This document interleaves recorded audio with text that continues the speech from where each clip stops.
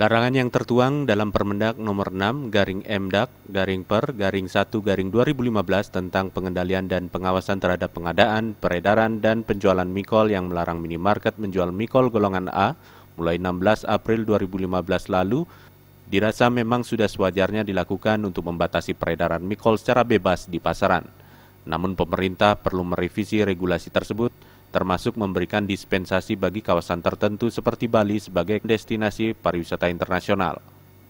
Kebutuhan mikol jenis bir memang tidak hanya dikonsumsi oleh masyarakat lokal tetapi juga dikonsumsi turis asing. Penjualan mikol perlu diatur karena selama ini pengawasan peredaran mikol dirasa masih lemah dan kurang tegas. Pemerintah hendaknya hanya perlu memaksimalkan pengawasan untuk menepis kekhawatiran di masyarakat.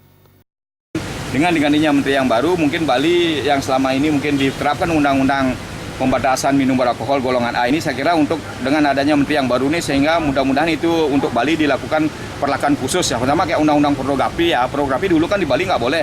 Kita daerah wisata kalau itu nggak boleh, gimana bisa tamu datang ke Bali? Nah sama dengan hal mikol ini. Objek-objek wisata ya seperti Gianyar, kemudian juga Ngintamani dan sebagainya bukan panti, tetapi mereka ini juga merupakan bagian daripada pendukung objek wisata yang ada di Bali ini.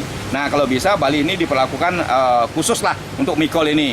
Tapi cuma dibatasi untuk generasi muda, memang yang belum waktunya minum ya itu aja saya kira. Supaya bisa kehidupan Bali tetap jalan, saya kira dimanapun dari wisata kalau bisa undang-undang dari pemerintah ini untuk di Bali dilakukan fleksibel lah, dalam artian tidak ada dikenakan sanksi yang berat, kasihan juga mereka yang di wisata yang bukan di daerah pantai juga gitu. Indra Wijaya, Bali TV.